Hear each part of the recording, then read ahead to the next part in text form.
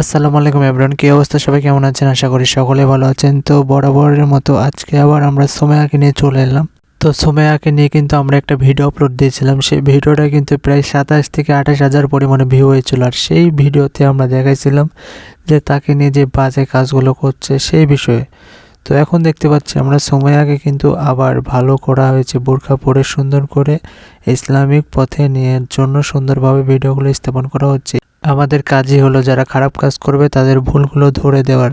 তো দেখতে পাচ্ছেন সুমাইয়াকে এখন কতই সুন্দর লাগছে, মেয়েরা কিন্তু হয়ে যাবে সুন্দর, এটা কিন্তু সকলেই জানেন। তো আমাদের চ্যানেলটা এখনও যারা সাবস্ক্রাইব করেননি অবশ্যই একটা সাবস্ক্রাইব করে দিন, কারণ আপনারা সাবস্ক্রাইব করলে কিন্তু আমরা ভিডিও করতে উৎসাহিত হব।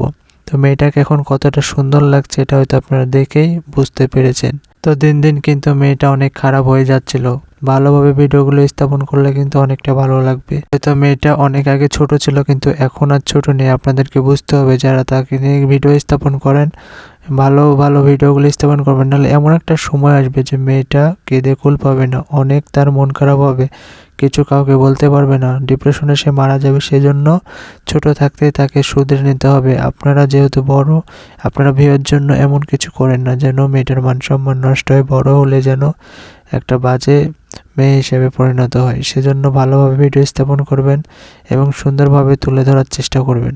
তো সুমাইয়াকে যারা যারা পছন্দ করেন অবশ্যই একটা কমেন্ট করে যাবেন।